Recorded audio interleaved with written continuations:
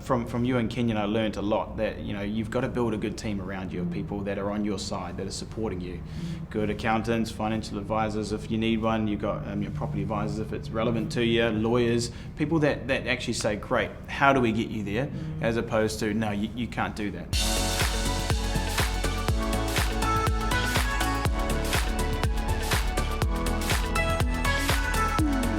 Hi Ben. Good Not evening, much Charlotte. need for introduction for you on today's episode of the Relatable Property Investor, is there? No, We I see you don't think often. so. Yeah. Yeah. Too often, yeah. But this time you're not sitting here as a property advisor or a sales manager or any other title in the business of Duval. You are sitting here as an investor. I am. So that's quite exciting. So I'm going to get started and ask you the same questions that I talk to everybody else about, and ask you a bit about your background. My background. And how you grew up, what your parents taught you about property, about money, about investing, and tell us a bit about that. Yeah, well, I'm the first in my family to really get into investing with property. Mum and Dad obviously own property, but more homes. They've always been quite involved with business and done very well, and that's been their vehicle that they chose to help move them through life. And so Mum and Dad were very good at helping us understand the value of money, but in relation to property in particular, there wasn't very much. So I learned quite a lot from buying property myself and getting involved that way, and obviously through speaking with you and Kenyon and having known you guys for so long. Yeah, that's right. It's been quite an innings now, hasn't it? Yeah, too long, I think. Yeah, I think even growing up and meeting Kenyon at quite a young age, I was so fascinated by how you guys achieved what you achieved, even back then, going back to, it was well before 2008, and seeing what you'd amassed in the empire and then having to watch it go down the gurgler and pick yourself up again. It was such an inspirational story, and I mean, I was only 16 at the time, and not many 16-year-olds get to see that and have the privilege of being exposed to that kind of resilience, and that learning, I think, was really important. I got a lot from you guys. That's awesome. I'm glad to hear that. In terms of your first exposure to obviously property investment, were there other inspirations in your life other than that? Yeah, from a financial freedom point of view, I definitely looked at my parents and what they were able to provide for us.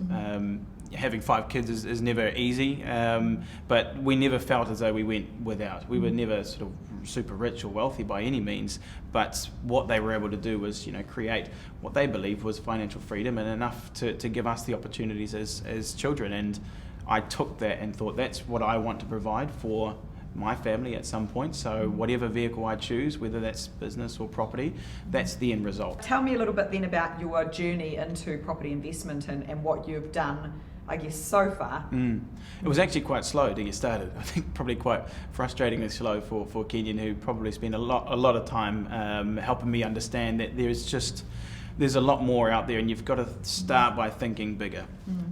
You don't learn about getting mortgages and how that works at school. You don't learn about investing, but you also don't often learn how to create the most appropriate framework for a decision. For me in particular, I came from a farm, a big 50-acre farm, and I bought a 1-bedroom apartment in Mangere as my first property. So it was a really big mindset change, but I knew what I was doing, I knew what I wanted to do, I had the right people around me, and you just have to have that conviction. You've got to make a decision because no one else is going to do it for you. Yeah, that's right. And I mean, ever since that day, you've become very decisive about what you're doing. How many properties have you now accumulated? I've got 3 properties now with Duval, and I've also invested into one of the funds, which I'm very happy about.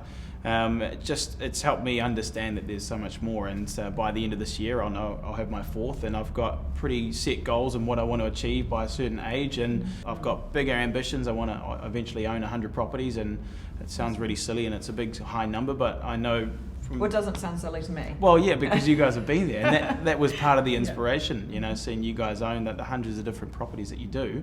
It is totally impossible. And since working with us and also investing yourself, what have you learnt about the typology, the type of property that we suggest people invest in? Yeah, it's definitely, I've come to realise now how resilient it is as an asset class. you hear about the Kiwi dream and why you're buying homes and what you want to get into with the quarter acre section, but when you look at investing at the core, it just comes down to the fundamentals. And we probably say this quite a lot, and I'm sure I have, but it's so true. And it's not about more rooms, it's about more doors. If you just have a good solid base of rental properties, and you know where the rental demand is, where the population growth is, the infrastructure, all of those key fundamentals, that's literally what drives property growth. It's what drives rental demand, and it just helps you take a lot of the emotion out of it, because it is quite scary and it's easy to make those emotive decisions. But if you can remove that, then you just have a far clearer picture of what you're trying to achieve, and it's easier to go, right, does that fit? No, it doesn't. Move on. Does that fit? Yes, it does. Make a decision. So tell me, your first property that you bought, how did you go about that? How did you come to buy it? I did everything I could, yeah. So I scraped together all the KiwiSaver that I had, the little amount that was there, my Homestart grant, and I came up with a plan. And so because mum and dad hadn't done so much with property, I said, right, well, I've got a 10% deposit. I've got everything I could together and some savings.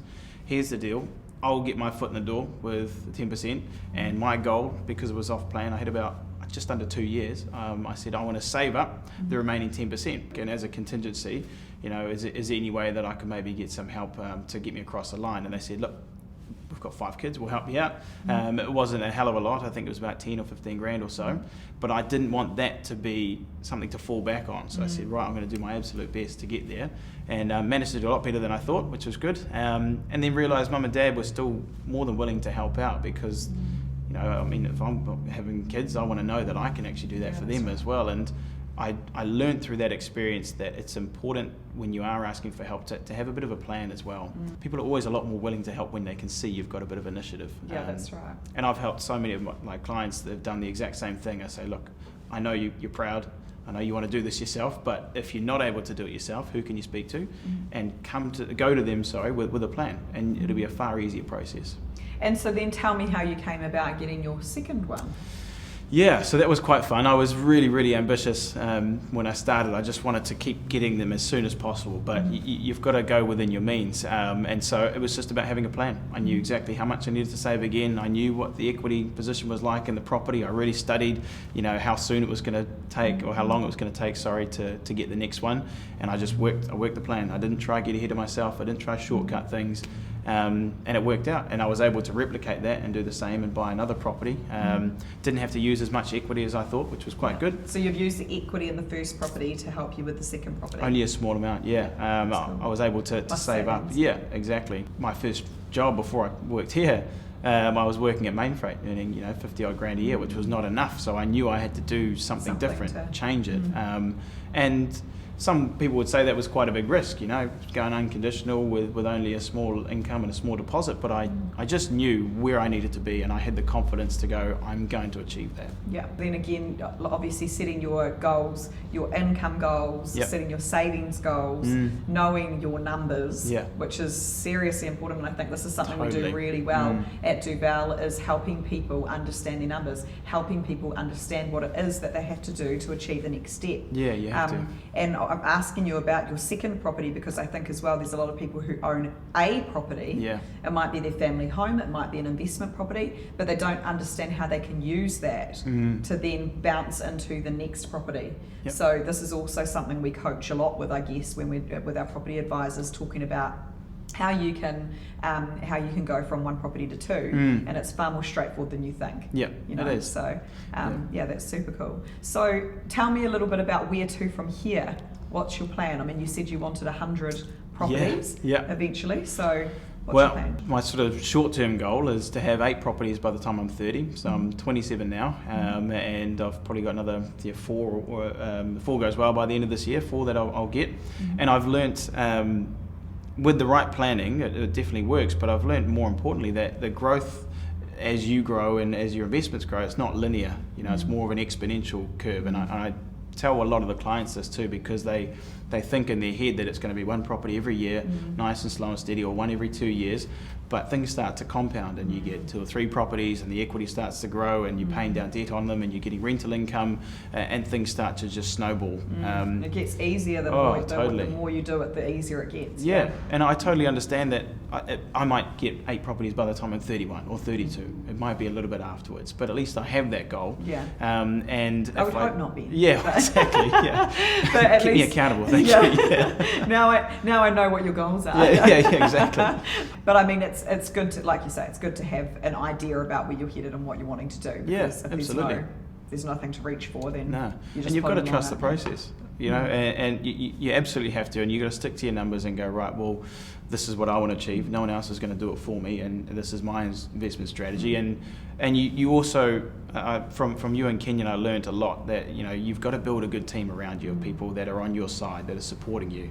Good accountants, financial advisors if you need one. You've got your property advisors if it's relevant to you, lawyers, people that actually say, great, how do we get you there?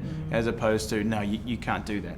Because I've had multiple different brokers and lawyers that have given me advice over that time. Through that process, we really have worked with so many people in property services, you know, like you say, from accountants and lawyers to mortgage brokers.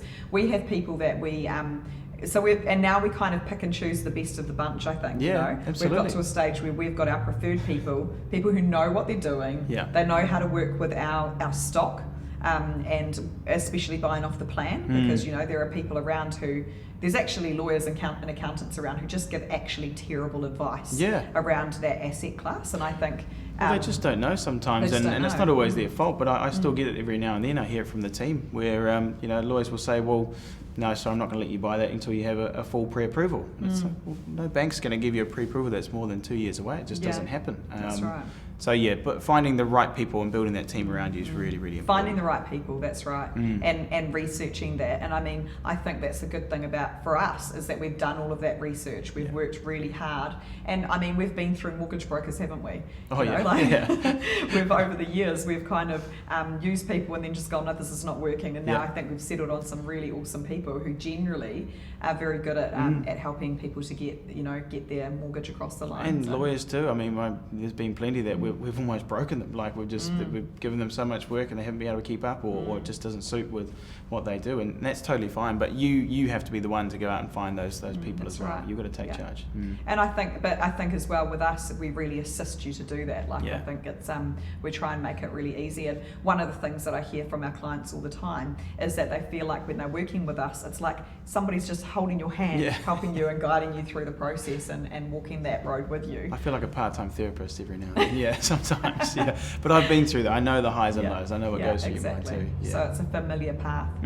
Absolutely. Well, I think that's been very informative. Is there any other tips or advice or tricks that you'd suggest to our audience? And you just need to do it. You know, there's a saying that more is lost in this life through indecision than poor decision. So you just got to get out and do it, because no one's going to do it for you. Yeah, 100%. Well, thank you for joining me on the couch today. Thanks for having me. I really appreciate it. After that first one, I felt very kind of safe investing again. But like I said, just transparent and really easy were the 2 words I want to use with working with Narissa and Duval and buying off the plan.